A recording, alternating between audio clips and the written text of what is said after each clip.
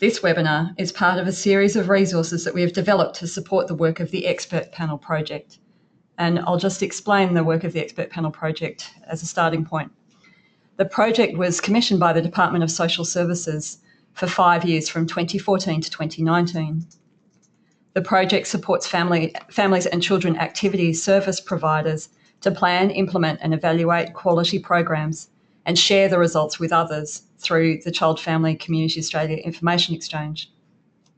The aim is that programs and services are built on the best available evidence of what works for children, young people and families.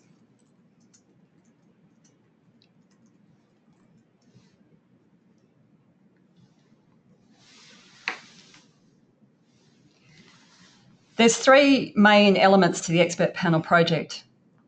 One is the Expert Panel itself, which is established by the Department of Social Services and used to fund particular programs that have a national significance.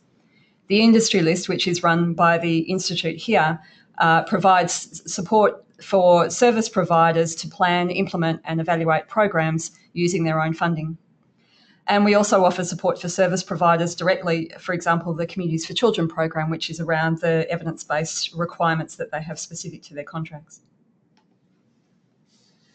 In terms of the support that is offered for service providers directly, there's the DSS-funded programs that are administered by expert panel members, such as outcomes measures, and Sophie and her organisation, Drummond Street Services, is involved in this level of projects. There's also the service-funded projects that assist services to plan, implement and evaluate programs via the industry list. And face-to-face and help desk support resources and information, such as webinars like we're presenting today, and other evaluation resources. So this is part of our suite of resources that are available to support the work of agencies to plan, implement and evaluate programs. It's now my pleasure to introduce today's presenter, Sophie Aitken. Sophie is a General Manager of Implementation and Quality at Drummond Street Services. She plays a key role in providing support to family service agencies across Australia via the Department of Social Services Expert Panel Project in the areas of program planning and implementation and outcomes evaluation. Sophie also works with the Centre for Family Research and Evaluation, a collaborative applied research centre comprising academic, teaching and research institutions, Deakin University and Drummond Street Services. Sophie has qualifications in psychology, criminology and public administration and has worked across government, private, academic and community sectors in service delivery, research and policy development positions. So without further ado, please join with me in giving Sophie a very warm virtual welcome. Thank you, Ellie, for that lovely introduction and welcome to the audience members. It's a bit strange to be talking into a void here, but I'll just have to assume there are people listening. As Ellie mentioned, I'm currently working with the Centre for Family Research and Evaluation, which is a partnership between Drummond Street Services, which is a not-for-profit family service agency, and the Psychology Department at Deakin University. As Ellie also mentioned, we've been supporting agencies under the Expert Panel Project, both in the area of program planning and implementation and outcome measurement. And in the course of working with other agencies, they've sometimes raised with us the question of the relevance of some of the evidence-based programs for their communities. Because the programs have often been developed and evaluated with mainstream communities, sometimes it can be difficult to find ways of implementing them with the diversities of families that they're working with. So I thought it might be helpful today to talk about some approaches to selecting suitable evidence-based programs for your communities and to share some of CFRE's learnings about how programs can be adapted to make them more relevant for the diverse communities without losing the evidence base which supports them. Before I do that, I just want to acknowledge that in working in this space of trying to link research to practice, there can sometimes be a real tension or a disconnect between the expectations of a sort of pure research agenda or the requirements of the program developers with the realities of working in busy not-for-profit agencies, working with complex families. And sometimes it can be really challenging to find a workable balance. I know that at Drummond Street we've been moving towards evidence-based practices for the best part of 10 years now, and it has been a real process of trial and error. Sometimes it's worked really well, but at other times we've faced hurdles and challenges and struggled to make it work. So while I do think we all have a responsibility to use the research and the evidence to get the best outcomes that we can for our families, I do also recognise that it's not always a straightforward process, as some of these slides may make it appear, and that there'll always be bits and pieces that don't work as well as we'd like, and that's okay. The important thing is to keep working towards a more evidence-based approach and learn from what works well and what we could do better. So having said that, the things that we'll be covering in the webinar today are how to go about selecting evidence-based programs to suit your target groups, measuring program fidelity, and when you might need to think about adapting evidence-based programs and how you would go about doing this. We'll also look at the difference between good and bad adaptations, and also to think about what to do if adaptation isn't possible or feasible, how you can make your programs more evidence-informed by building in evidence-based components. And finally, we'll consider some of the particular issues when adapting programs for Aboriginal and Torres Strait Islander communities, because our agencies tell us that that can present a particular set of challenges.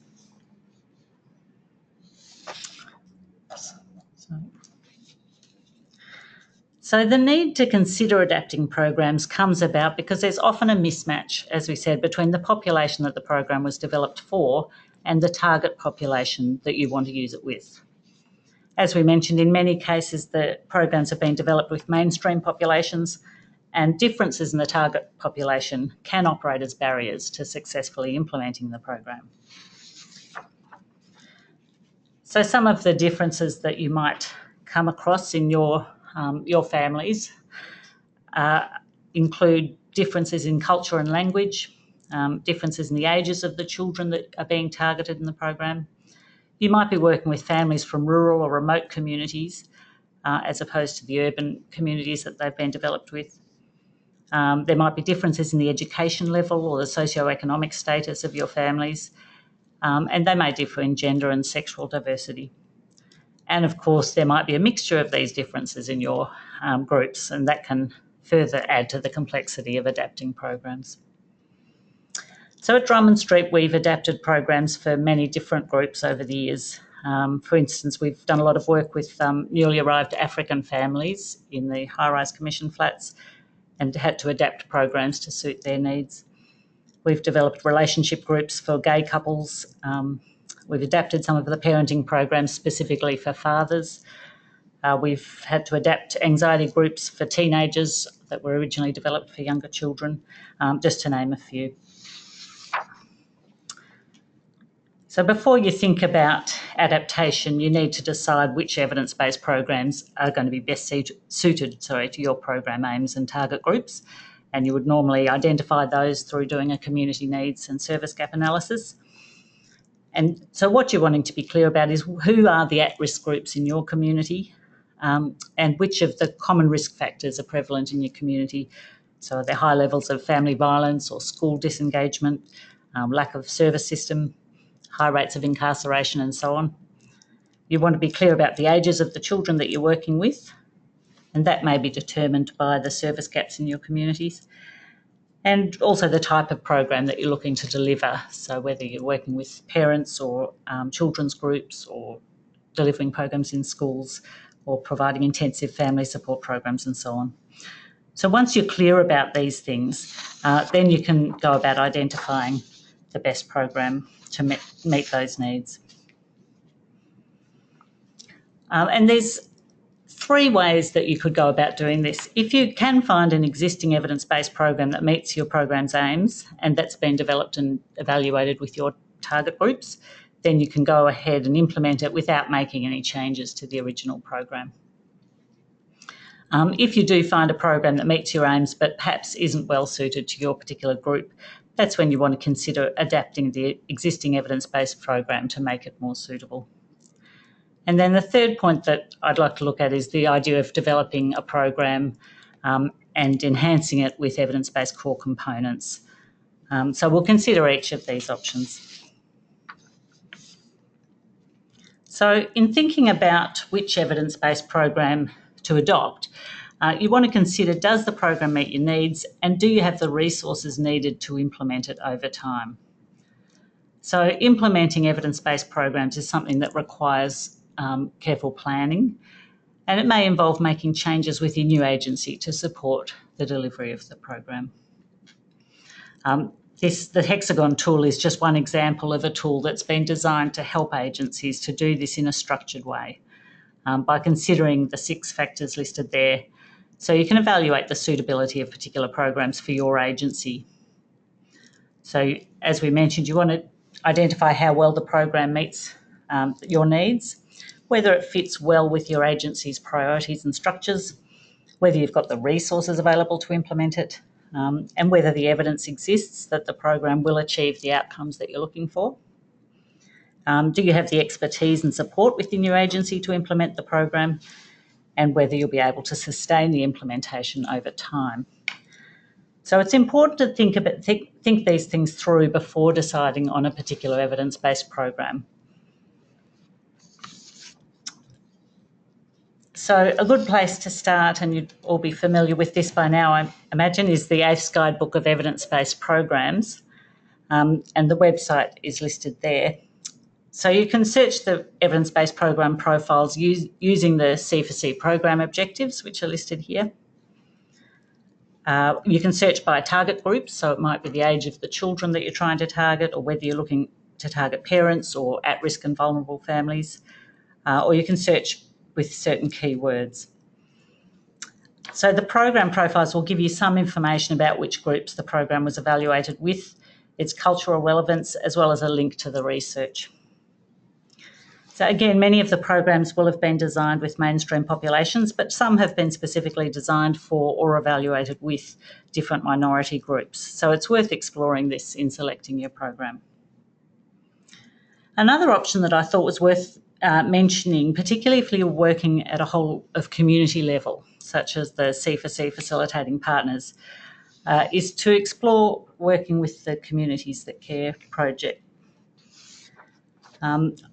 So Communities That Care is a framework or a process to help agencies and communities develop long-term plans to promote healthy development of children and young people. And this plan is based on a risk and protective factor profile of your community. It was originally developed in America and was introduced in Australia in 2000. Professor John Toombrou from Deakin University, who is one of the principals of CFRE, is also the CEO of Communities That Care Australia. So just in brief, the process involves a number of stages, which includes understanding the local needs of your community by conducting community profiling, which includes youth surveys. And that's to identify the risk and protective factors in your community across individual, family, peer, school and community domains. It also involves community engagement to get the support of key leaders and to build working partnerships between the residents, the organisations and the agencies.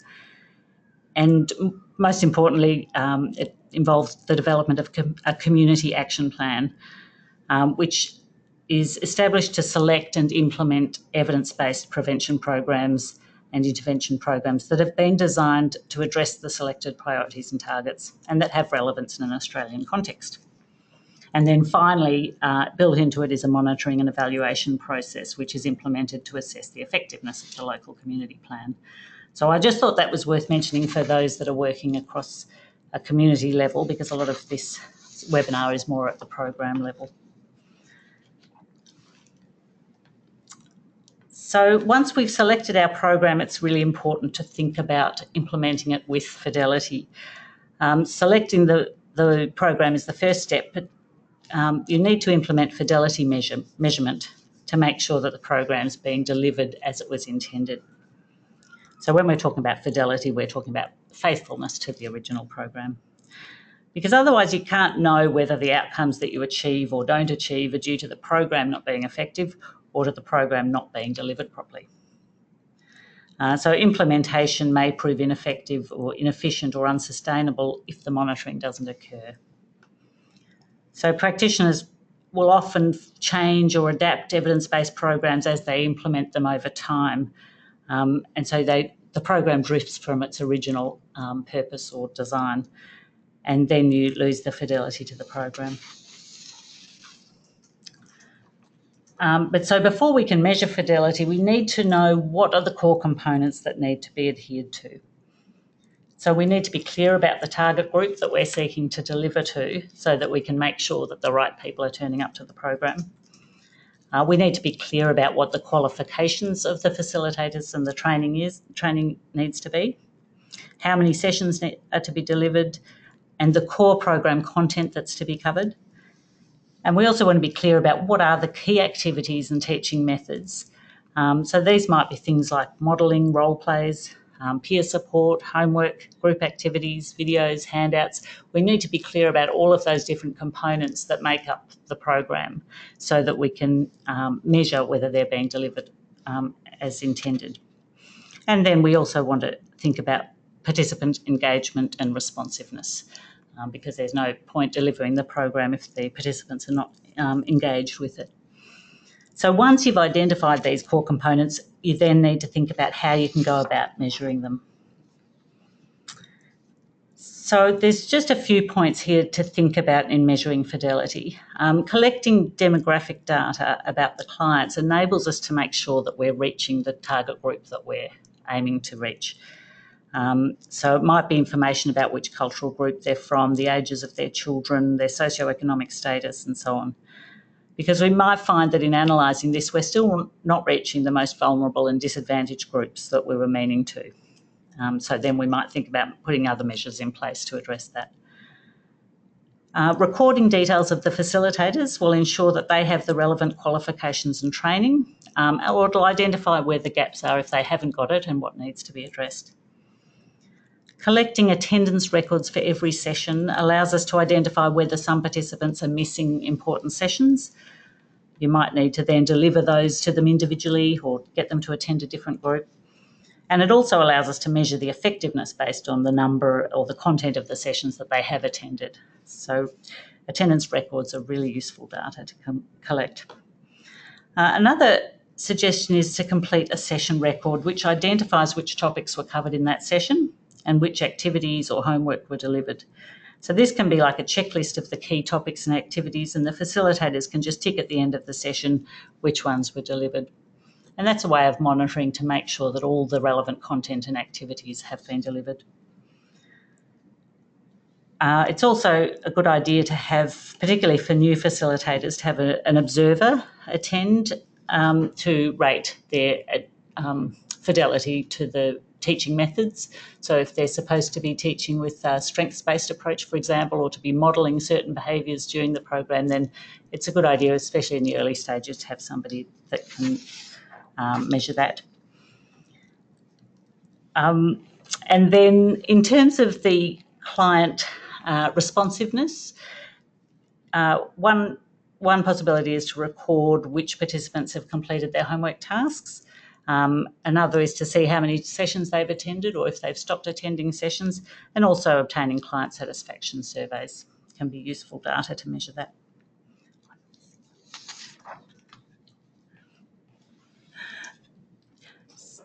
Now, I just want to move on now to looking at when we need to adapt an existing evidence-based program. So once you've selected the program you might wish to implement, you might need to consider making adaptations. So one question that often comes up in talking about this is it appropriate to implement and adapt evidence-based programs for groups that are different to those they were originally developed and evaluated with? And there are some that argue that programs must be delivered with strict adherence to the original program and there should be no compromises. But I think this is one of those examples where a strict research agenda needs to be balanced with the reality of working with diverse families. You need to make sure that the program is going to meet the needs of your families if it's going to be effective. So there's no point trying to force families into a program that doesn't meet their needs. If we don't adapt the program, we risk failing to engage the target groups. And there's no point delivering an evidence-based program if nobody turns up, or if they stop coming, or if it's not meaningful to them. And so adaptations are sometimes necessary.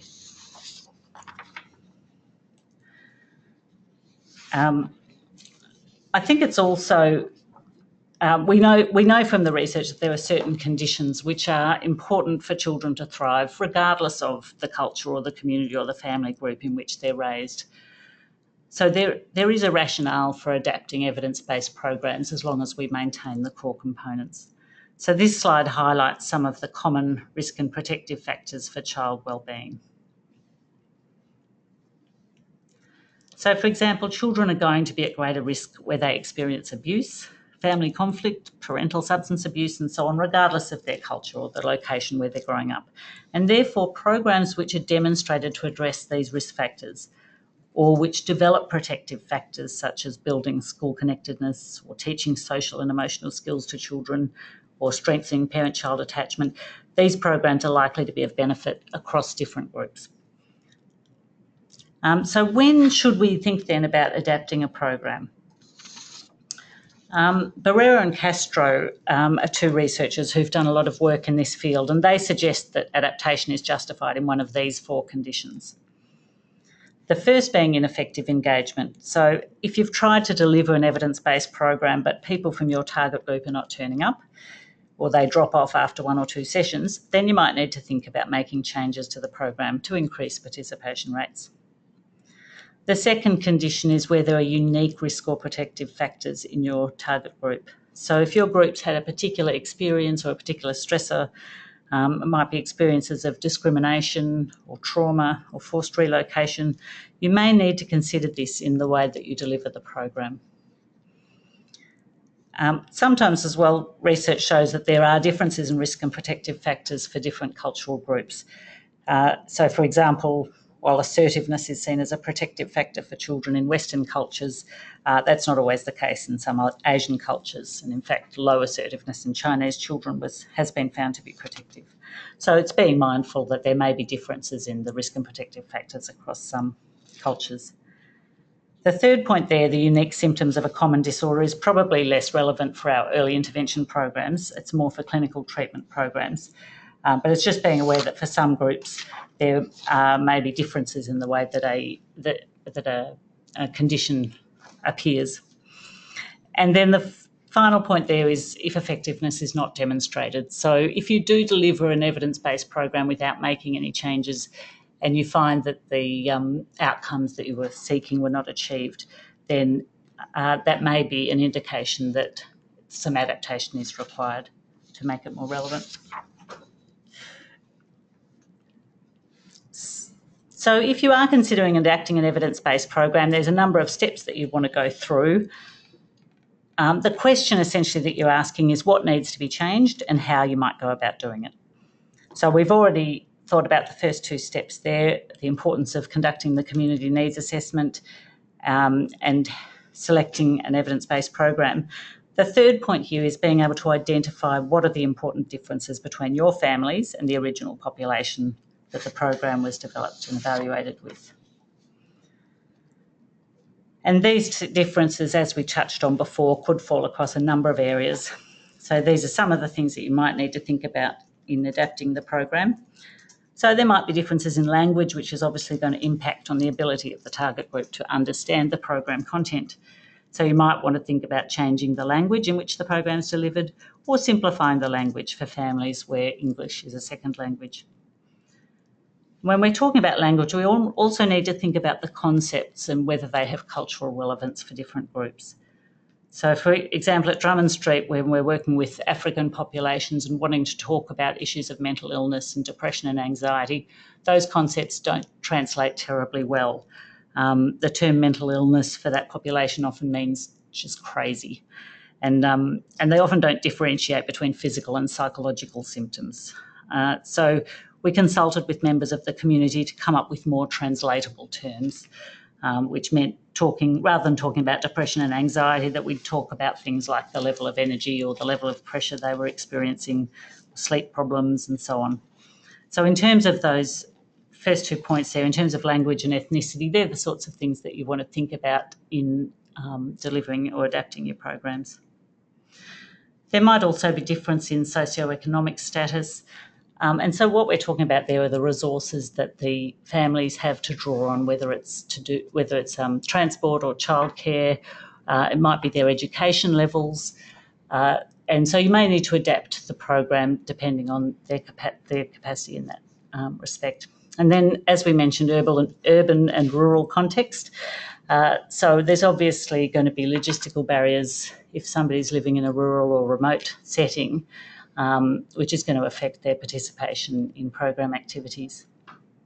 The next one there is one that's often relevant for our families, where they're impacted by a number of different risk factors, and they may differ in severity. So if a program is just addressing one risk factor, so something like perhaps parenting style, but the family's actually dealing with a whole lot of different risk factors, which might be to do with housing instability or financial hardship or family violence, then just addressing that one risk factor is probably not going to have much of an impact for that family.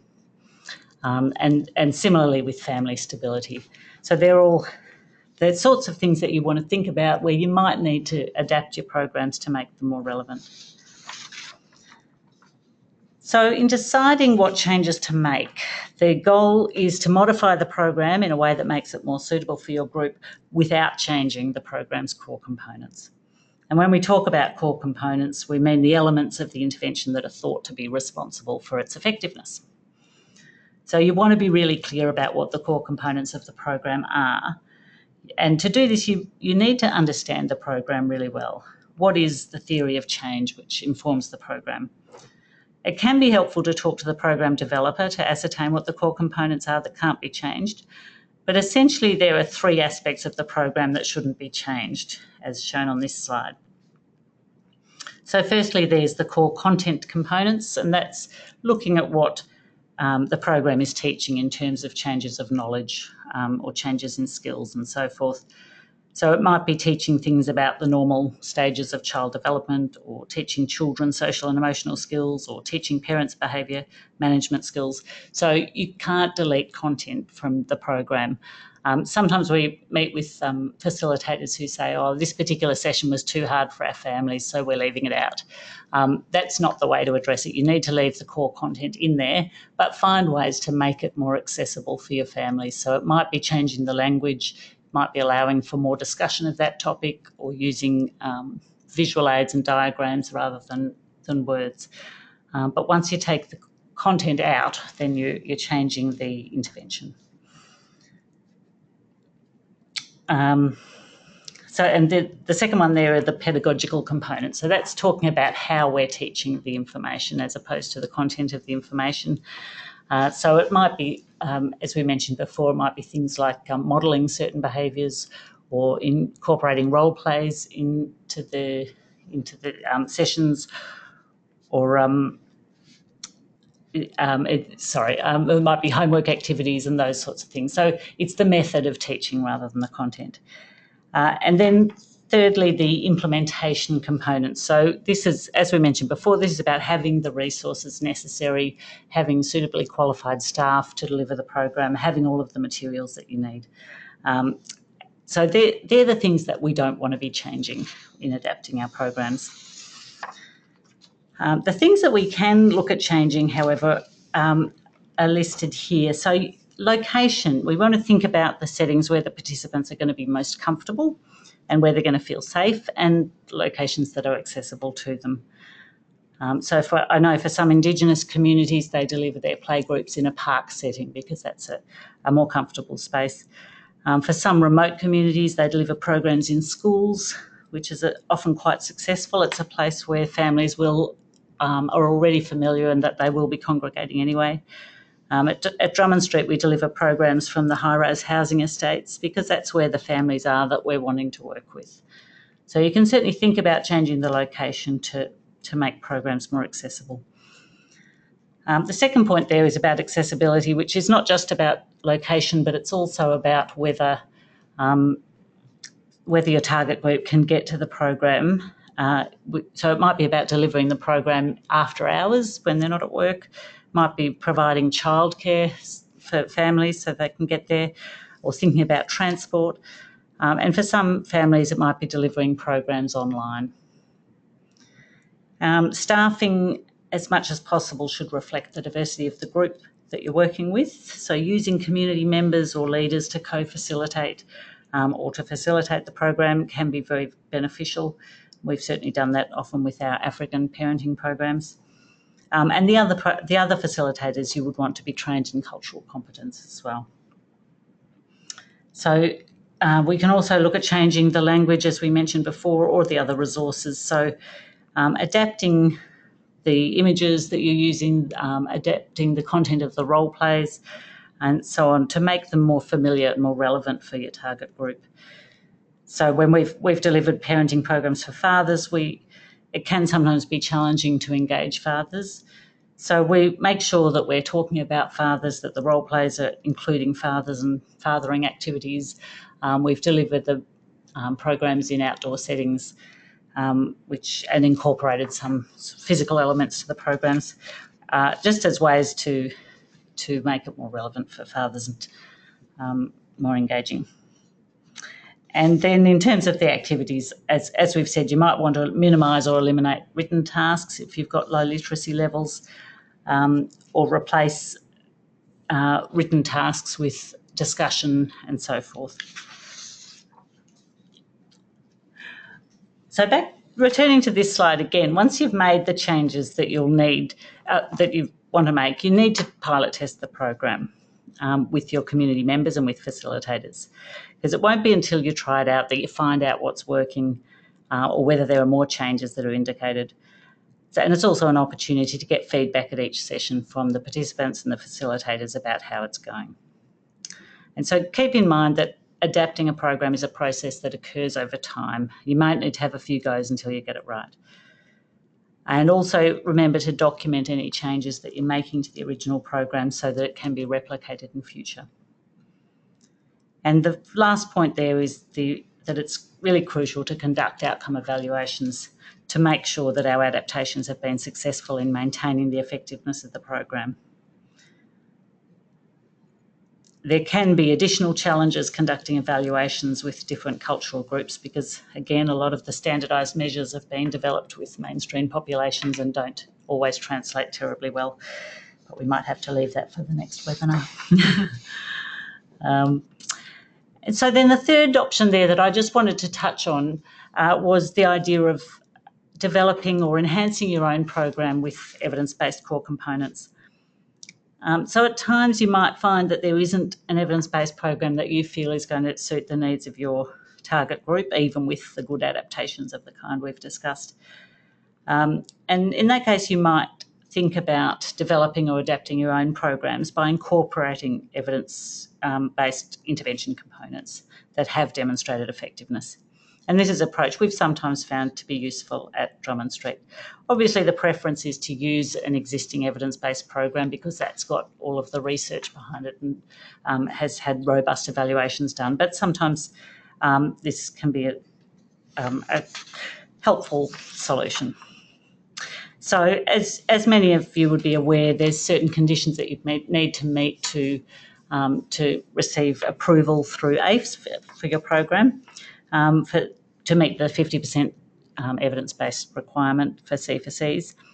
And the sorts of things, they're the same sorts of things that you would want to consider in developing your own program. So you'd want to make sure you've got a strong research background or theoretical framework to inform the program, that you've articulated a program logic or a theory of change which explains how the interventions are going to lead to the outcomes that you're seeking. You want to make sure that you've included evidence-based interventions or activities, and that's what we'll have a look at in a minute. That you've got a program manual and documentation so the program can be replicated, that you've got suitably qualified facilitators, and that you've conducted a program evaluation to measure its effectiveness. So in terms of those evidence-based interventions, once you've determined the type of program that you're seeking to deliver, you can then review the literature to find out what is known about the core components of effective programs of this type. Now, the CFCA website is a good starting point, or you can conduct your own search for systematic reviews or meta-analyses, and then seek to incorporate some of these components into your own programs. So, for instance, we had a look at the core components of effective parenting programs, and this was based on some systematic reviews and meta-analyses that have been done recently. I won't go through all of those now, but you can see that they can identify which sorts of skills you want to teach in your program, which might be parent-child play, problem solving or emotion regulation skills, that the programs that were more effective were held in 2-hour sessions, and that between 6 and 24 sessions were delivered with 2 facilitators, including fathers and grandparents in the programs, giving homework tasks to practice at home, and the weekly phone calls to provide support and encouragement, just as some examples. So you can see that once you are familiar with those, you can actually try and incorporate some of those into your own programs.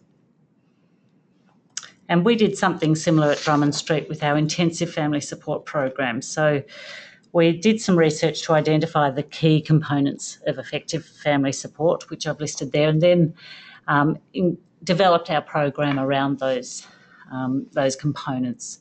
So we have one primary worker that's allocated to the whole family to hold the case for the period of their support. We work with all members of the family and work to specifically engage fathers.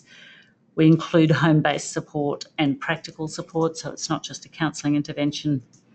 And we work assertively to engage families rather than just closing the case if they don't turn up, and work collaboratively with the whole family in setting goals. And that last point there, we work across a number of risk factors, because the evidence tells us that, particularly for high-risk families, that it's going to be more effective if you work across a number of risk factors rather than just focusing on one. And so we've identified 6 domains of family wellbeing that we work across, which includes parenting and family functioning, but also social connectedness and material wellbeing and so on. And we've also worked to incorporate those Fidelity measurements to ensure that these components of family support are being delivered in our programs. So we've actually developed a database which can tell us how many families have received a home visit, how many sessions each member of the family has had, and so on. So finally, I thought it was worth spending a little bit of time talking about the challenges of implementing evidence-based programs with Aboriginal communities, particularly those who live in more remote or more traditional Aboriginal communities, because this is an area that some agencies tell us present particular challenges. And these are some of the reasons why it can be challenging to implement mainstream programs with remote Indigenous populations. The remoteness in itself can make it difficult to engage in programs. A history of trauma as a consequence of white settlement often leads to a lack of trust in authority figures, difficulty in discussing sensitive themes of family and children, and a reduced confidence in their parenting capacity. So it's important to meet families where they're at and to set realistic outcomes. The children are often raised by community and experience different parenting norms from the mainstream communities. So many evidence-based parenting programs assume that there's a sort of nuclear family model where the children live with the parents and the parental responsibility for a child's behaviour is relatively clear and unambiguous. That doesn't necessarily translate well for some traditional Aboriginal communities who have more fluid living arrangements, where children may be unsupervised or may move from one house or one family to another. So that clear parental responsibility doesn't translate terribly well. Often they're not used to meeting the demands for regular attendance and adherence to timelines, and so that can make participation rates inconsistent. And there's not a lot of programs that have been evaluated with ATSI populations, but there are some. I've just listed a few there. It's not a comprehensive list, but these are some of the programs that have demonstrated some success with Aboriginal communities that you might like to consider.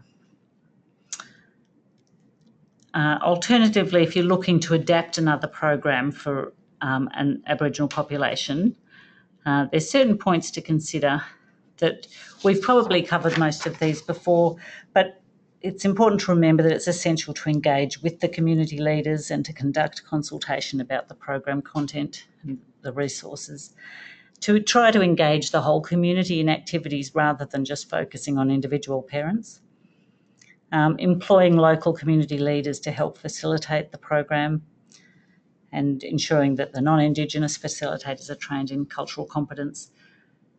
As we mentioned before, the location should be a safe place and easily accessible. It's a good idea to allow extra sessions for the sharing of personal stories and the development of trust between the participants and the facilitator. Again, thinking about culturally appropriate language, activities and resources, and adapting the activities to reflect the literacy competence of the group. So finally, I thought it would be worth just considering one example of a program that was adapted for an Indigenous community. This was an adaptation of an evidence-based parenting program for Tiwi Islanders that one of our Sea-Free consultants, Roma Pryor, was involved with. So Exploring Together is a parenting program for at-risk children, which was adapted for the Tiwi Islander community. So the program includes 3 elements. There's a parent group, which teaches a behavioural approach to parenting, a children's group, which teaches emotional and psychosocial skills, and a parent and children's group, which is designed to strengthen the relationships between parents and children. There were some challenges that they experienced in delivering the program. They found that the children had very limited feelings vocabulary, and so they found it difficult to articulate or to discuss feelings. The parents also didn't readily or easily articulate their feelings or observations about one particular child. The behavioural approach to parenting didn't fit very well with the parenting style of the community, which was much more easygoing, less structured. As we mentioned before, they had the fluid living arrangements where children were moving amongst different family members, and even the basic concepts of behaviour management strategies and the styles of thinking associated with it were quite foreign to the Tiwi thinking style. And finally, the parent attendances were lower than they would have liked. So some of the adaptations that they made, they delivered the program in a school environment, so it was a familiar and safe place. And they gained the support of community leaders. And 4 of the 6 program staff were Tiwi Islander themselves. They adapted the children's activities to reflect their limited feeling vocabulary. So they had facilitators exploring the management of emotions verbally. So they had children create collages by cutting faces from magazines and using them to illustrate emotions. And they also used role plays and stories told by the children, as well as simple games and activities to strengthen emotional competencies. They adapted the behaviour management approach to parenting to move towards a more of a group work approach with the parents, using more of a family systems therapy approach to parenting. So despite the challenges, there were still positive outcomes achieved. So they found that the parent-child relationships were enhanced, that the children did develop social and emotional skills, that they had success in engaging the families, and that they saw improvements, that the teachers and the parents described improvements in the children's behaviour. So I guess the message from that example is that there are challenges, and not everything is going to necessarily go according to plan, but that there are still benefits to implementing the evidence-based program and adapting it for different communities. So in conclusion, as we've said, while there are undoubtedly challenges, positive outcomes can be achieved if you go through a careful process of adapting the original program whilst maintaining the core components. So don't be afraid to try. So the important things to keep in mind are that adaptation is often important for engagement and effectiveness, that you need to consult with members of the target population about what changes to make, that you want to maintain the core components of the program. It's a good idea to discuss any changes that you're making with the program developer, and to trial the adapted program with the target population and build in fidelity measurement and program evaluation. So that brings me to the end of the formal presentation. Thank you for listening, and I've got some contact information there that I think will be sent